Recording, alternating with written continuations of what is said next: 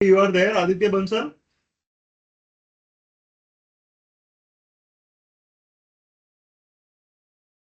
क्या ये लोग अटेंड है, ऐसे ही प्रॉक्सी है?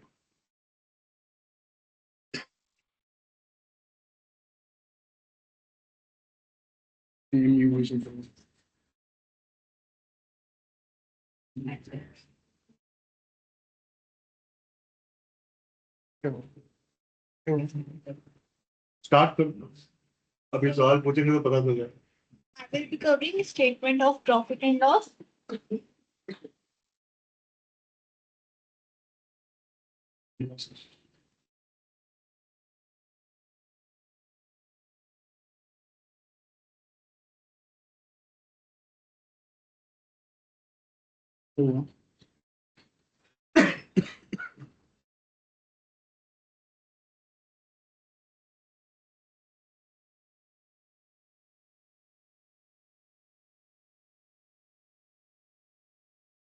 हम P&L का फॉर्मेट देखेंगे तो जनरली इसको 4 पार्ट्स में डिवाइड करते हैं। सबसे पहले इनकम और गेन्स आती है, फिर एक्सपेंसेस आते हैं, then exceptional items, profit before tax, tax expenses and then finally profit और loss from continuing and discontinuing operations and EPS. सबसे पहले रेवेन्यू फ्रॉम ऑपरेशंस हम बात करेंगे नॉन फाइनेंस कंपनीज के लिए और फाइनेंस कंपनीज के लिए। सबसे पहले नॉन फाइनेंस कंपनीज के लिए सबसे उनके लिए मेनली रेवेन्यू होता है from sale of product, sale of services and other operating revenue. क्या आपस में बात कर लोगे या? अब पॉइंट ये आता है कि जो हमारा रेवेन्यू फ्रॉम ऑपरेशन है उसे नेट ऑफ टैक्स दिखाएंगे या ग्रॉस अमाउंट पे दिखाएंगे, तो डिपेंड करता है कि हम एज अ प्रिंसिपल है या फिर एजेंट है। अगर मतलब प्रिंसिपल मतलब हमारी लाइबिलिटी है टैक्स डिपॉजिट करवानी गवर्नमेंट को, तो हम उसे ग्रॉस करके दिखाएंगे और जो टैक्स का अमाउंट होगा उसे हम एक्सपेंसेस में शो करेंगे।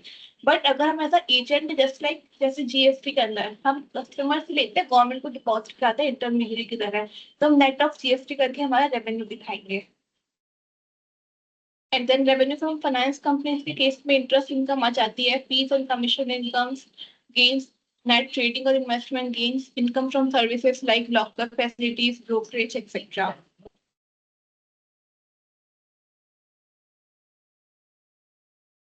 देन अदर इनकम में हमारे जैसे इंटरेस्ट इनकम हो गई, डिविडेंड इनकम हो गई, नेट गेन्स हो गए on investment. In case net gains हो अगर तो हमें करंट और नॉन करंट रिलेटेड हम सेपरेटली शो करेंगे कितना गेन है, और अगर नेट लॉस हो रहा है तो सेपरेटली एक्सपेंसेस में शो करेंगे और अदर नॉन ऑपरेटिंग इनकम। अब कौन सी इनकम हमारी अदर ऑपरेटिंग रेवेन्यू में जाएगी और कौन सी अदर इनकम में जाएगी। जस्ट लाइक कि हमारा बिजनेस है मेनली कस्टमर गुड्स का, बट उसमें हमारी एक सेपरेट सेगमेंट ऑफ बिजनेस है जहाँ पे हम लोग लीज पे बिल्डिंग्स देता है या फिर लीज पे ऑफिस देता है, तो हमारे लिए ऑपरेटिंग रेवेन्यू है। बट अगर हमारे पास ऑफिस बिल्डिंग है जिसमें तो कुछ पोर्शन स्पेयर में पड़ा है, तो अगर हम उसे लीज पे दे रहे हैं तो फिर हमारे लिए अदर इनकम में आएगा। Then share of profit and losses in partnership firm. PNL के अंदर कोई सेपरेट लाइन आइटम नहीं बता रखा कि हमें सेपरेटली प्रॉफिट और लॉस शो करना है फ्रॉम पार्टनरशिप फर्म, बट उसका प्रॉफिट जो हम तभी रिकॉग्नाइज करेंगे जब हमें राइट टू रिसीव एस्टेब्लिश हो जाएगा। और डिस्क्लोजर पीरियड की बात करें, अगर हम ड्यूरिंग द पीरियड कंपनी के अंदर उस पार्टनरशिप फर्म के अंदर पार्टनर थे बट ड्यूरिंग ईयर एंड हम पार्टनर नहीं है, तो हम इस बात को डिस्क्लोज करेंगे और जिस टाइम पीरियड के लिए अपन पार्टनर थे वो टाइम पीरियड भी डिस्क्लोज करना होगा। अकाउंटिंग पीरियड अलाइनमेंट, अगर पार्टनरशिप फर्म का अकाउंटिंग पीरियड डिफर करता है हमारी कंपनी के अकाउंटिंग पीरियड से, तो हम उसे सेपरेटली डिस्क्लोज करेंगे और एडजस्टमेंट शो करेंगे जो डिफरेंस बिटवीन सिग्निफिकेंट ट्रांजेक्शन हुए जो भी बिटवीन बोथ द डेट्स, और इस बात को भी डिस्क्लोज करेंगे कि there is a difference between the account reporting date of both the entities. And expenses में majorly expenses आते हैं cost of material consumed, purchase of SIT, change in inventory, employee benefit expense, finance cost, depreciation and amortization. Now question.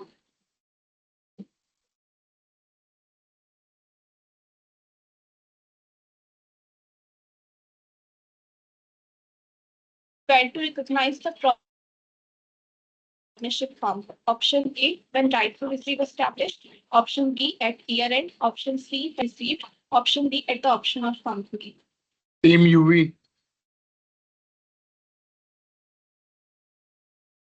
Yes, sir. The answer is A. Correct answer. सबसे पहले expense में बात करेंगे cost of material consume के अंदर। इसमें generally हमारे पास raw material, packing material और जो भी इंटरमीडिएट्स हम कंज्यूम करते हैं during manufacturing, internally manufacturing components के अंदर नहीं आएंगे। देन जो हम कंजप्शन शो करेंगे वो हम एक्चुअल कंजप्शन शो करने की कोशिश करेंगे अगर हमारे पास डेटा है तो। अदरवाइज डिराइव कंजप्शन जैसे opening plus purchase minus closing करके हम डेटा शो करते हैं अगर, तो उसमें एक्चुअल पोजीशन पता नहीं पड़ती क्योंकि हमारे लॉसेस कंसील हो जाते हैं।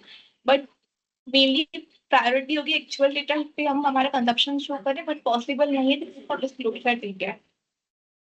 जो भी नॉर्मल लॉसेस होंगे उन्हें इंक्लूड करेंगे कंजप्शन के अंदर, और कोई भी अबनॉर्मल लॉसेस होंगे तो उसको सेपरेटली डिस्क्लोज करना पड़ेगा।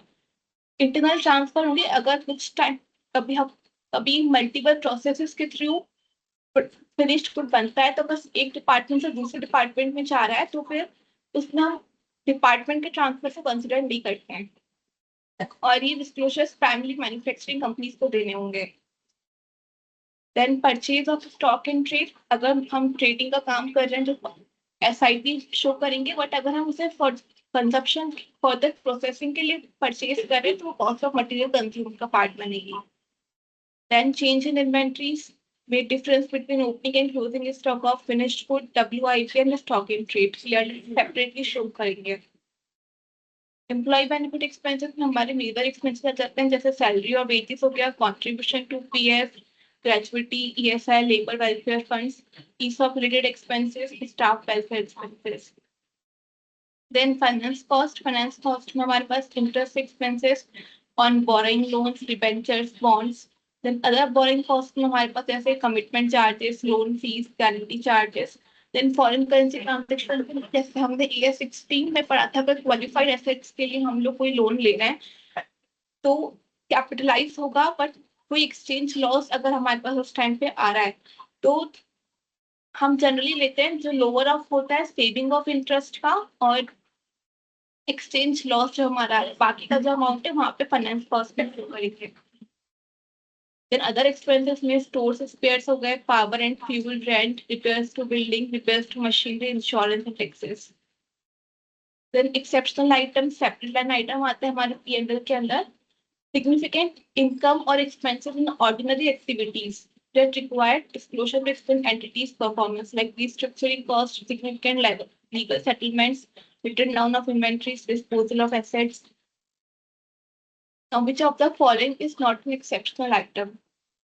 Written down of inventory, restructuring cost, finance cost, or disposal of asset?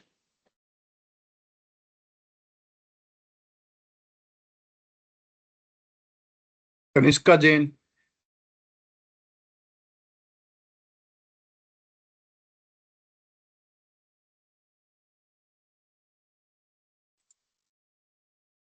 क्या भाई क्या होना चाहिए? Correct answer. Then extraordinary items जो हमारे रेगुलर बिजनेस एक्टिविटीज का पार्ट नहीं है और ना ही फ्रिक्वेंटली रिअकर होती है, just like losses due to natural disaster, तो इसे सेपरेटली हम डिस्क्लोज करेंगे P&L के। देन टैक्स एक्सपेंसेस, हमारा करंट टैक्स कितना है और डेफर्ड टैक्स कितना है सेपरेटली डिस्क्लोज होंगे। फिर आता है प्रॉफिट और loss from discontinuing operations. Discontinuing operations हमारे मेजर बिजनेस सेगमेंट की वो यूनिट जिसे हम डिसकंटिन्यू करने वाले हैं, उसके रिलेटेड डिस्क्लोजर्स हम देंगे, प्री टैक्स प्रॉफिट और लॉस और रिलेटेड टैक्स एक्सपेंसेस जो भी होंगे। अगर वहाँ की कोई एसेट्स को या और लाइबिलिटीज को डिस्पोज ऑफ करते हैं उससे रिलेटेड गेन्स भी हम सेपरेटली डिस्क्लोज करेंगे, और उनसे रिलेटेड टैक्स एक्सपेंसेस को भी सेपरेटली शो करेंगे P&L में। देन EPS, बेसिक EPS और डायरेक्टेड EPS शो करेंगे। नाउ अदर एडिशनल इंफॉर्मेशन, सबसे पहले CSR को डिस्क्लोजर्स मैंडेट करता है हमारा companies act 2013 as per section 135। इसमें की डिस्क्लोजर्स जो हमारे चाहते हैं कि कितना क्रॉस अमाउंट हमें CSR में एक्सपेंड करना है, उसमें हम फर्दर बाइफिकेट करते हैं कि हमने एसेट के एक्विजिशन के लिए और अदर एक्टिविटीज के लिए कितना स्पेंड कर चुके हैं और कितना अमाउंट अनपेड है अभी तक। अगर हम रिलेटेड पार्टी के साथ कोई ट्रांजेक्शन करते हैं related to CSR, just like हमारे खुद का कोई हमने खुद की कोई कंपनी खोल रखी सेक्शन 8 के अंदर और उसके अंदर कोई एक्सपेंडिचर कर रहे हैं तो वो भी डिस्क्लोज करना पड़ेगा। उसके अलावा कोई शॉर्टफॉल होता है during the year in CSR spending, इसका रीजन एक्सप्लेन करेंगे, प्लस अगर कोई ट्रांसफर करते हैं स्पेसिफाइड फंड्स के अंदर तो वो भी डिस्क्लोज करना होगा। देन अनडिस्क्लोज्ड इनकम वो इनकम है जो हम वॉलंटरी डिस्क्लोज करते हैं अंडर इनकम टैक्स एक्ट 1961। इसमें वो इनकम नहीं आएगी जो हमें जो डिस्प्यूटेड है या फिर फोर्सफुली हमें डिस्क्लोज करनी पड़ रही है। उसका डिस्क्लोजर रिक्वायरमेंट में हम बताएंगे कौन सा असेसमेंट ईयर है, relevant section of income tax act, कितना अमाउंट डिस्क्लोज किया है, description of transaction and value treated as income, assessment का क्या स्टेटस है, बुक्स ऑफ अकाउंट्स में आप रिकॉर्ड किया है या नहीं किया अभी, फाइनेंशियल ईयर ऑफ रिकॉर्डिंग कब रिकॉर्ड किया था, और एक्सप्लेनेशन ऑफ अगर रिकॉर्ड नहीं किया तो क्यों रिकॉर्ड नहीं किया उसको एक्सप्लेन करेंगे। ये पर्टिकुलरली जहाँ कहीं पे भी सर्च एंड सीजर है या सर्वे है कंपनीज के केस में, तो this particular aspect would trigger for the purpose of disclosure. तो wherever searches are there, खास करके अपने कहीं ना कहीं रियल एस्टेट क्लाइंट्स में आप देखेंगे तो हो सकता है the year in which you are auditing, there is some or the other search conducted by the departments, maybe by GST department, maybe by income tax department. So there you need to ensure that whether this particular disclosure triggers or not, और accounting आपको उसके हिसाब से करनी होगी। Then foreign exchange related कुछ disclosures आएंगे। सबसे पहले हम डिस्क्लोज करेंगे सीआईएफ बेसिस पे, मतलब कॉस्ट, इंश्योरेंस और फ्रेट तीनों सेपरेटली डिस्क्लोज होगा। कितना हमने रॉ मटेरियल मंगवाया, कंपोनेंट मंगवाए, स्पेयर पार्ट्स या कैपिटल गुड्स मंगवाया। देन फॉरेन करेंसी में कितना एक्सपेंडिचर हुआ है, like royalty, professional interest. Then consumption details हम सेपरेटली टेबल बना के शो करेंगे कि अगर हमने कोई रॉ मटेरियल कंज्यूम किया है तो उसमें से कितना इम्पोर्ट वाला है और कितना हमारा डोमेस्टिक वाला है, और उनकी वैल्यू विथ परसेंटेज शो करेंगे। फॉरेन डिविडेंड में रेमिटेंस चाहता है तो कितना डिविडेंड गया है, कितने number of non resident share holders है, वो कितने शेयर हेल्ड करके उसको डिस्क्लोज करना है। और फॉरेन एक्सचेंज में कोई अर्निंग्स होती है लाइक रॉयल्टीज, इंटरेस्ट, डिविडेंड, तो वो भी सेपरेट डिस्क्लोज होंगी। Now question for online participants.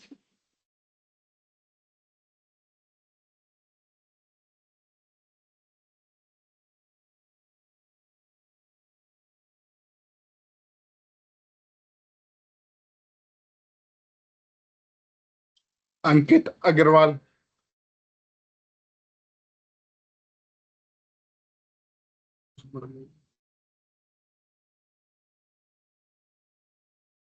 Sir, the answer is C.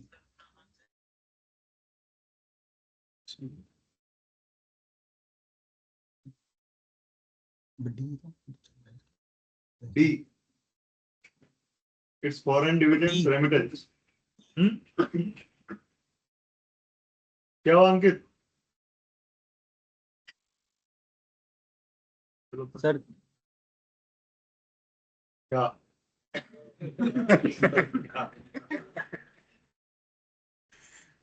Other disclosures में ऑडिटर्स को कितना पेमेंट किया ये सेपरेटली डिस्क्लोज होगा। किसी भी सब्सिडरी से रिलेटेड कोई डिविडेंड आ रहा है हमारे पास या सब्सिडरी की लॉसेस की हमने प्रोविजन बनाया उसे भी सेपरेटली डिस्क्लोज करेंगे। हम अगर कोई मटेरियल रिजर्व हमने बनाया है उसमें से कोई अमाउंट निकाला, विड्रॉ किया है तो उसको सेपरेटली डिस्क्लोज करना है, या फिर कुछ मटेरियल प्रोविजन अगर हम बना रहे हैं तो फिर उसको भी सेपरेटली डिस्क्लोज करना पड़ेगा। देन कंसोलिडेटेड फाइनेंशियल स्टेटमेंट्स, इसमें कुछ डिस्क्लोजर्स रिलेटेड गाइडेंस नोट में दिया गया है कौन से डिस्क्लोजर्स हमें देना जरूरी है। तो ये मैंडेटरी डिस्क्लोजर्स हैं सीएफएस लेवल पे। प्रमोटर्स की share holding, consolidated share holding at group level हम इसे शो करेंगे। ट्रेड पेबल्स की एजिंग, कंसोलिडेटेड एजिंग शो करेंगे।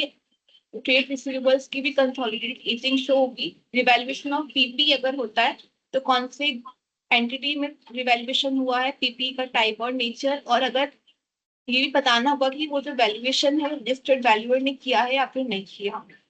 Group loans and advances, group level पे जो भी लोन्स और एडवांसेस होंगे उन्हें सेपरेटली डिस्क्लोज करना होगा, और रिलेटेड पार्टी से जो भी होंगे वो भी सेपरेटली डिस्क्लोज होंगे। Then details of Benami property. So basically issue here is जहाँ कहीं पे भी consolidation हो रहा है, हाँ, तो in consolidation whenever there are nodes, it's not so that everything is required to be consolidated.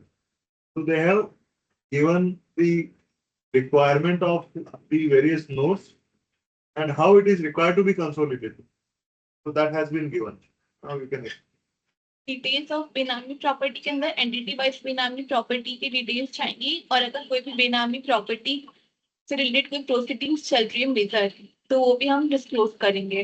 Then बिल्कुल डिफॉल्टर डिटेल्स जाएंगी, उसमें कोई भी जो भी एंटिटी बिल्कुल डिफॉल्टर डिक्लेयर हुई है उसकी डिटेल्स चाहिए. अगर कोई एसोसिएट डिफॉल्टर डिक्लेयर हुई है और मेजर पोर्शन है उसका भी तो वो भी डिक्लेयर होगा.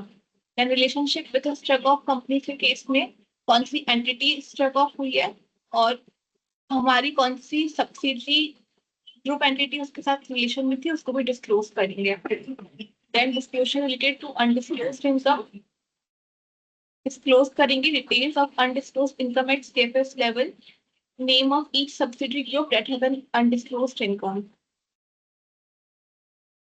ये वो वाले डिस्क्लोजर्स हैं जो अगर मटेरियल है हम तभी डिस्क्लोज करेंगे.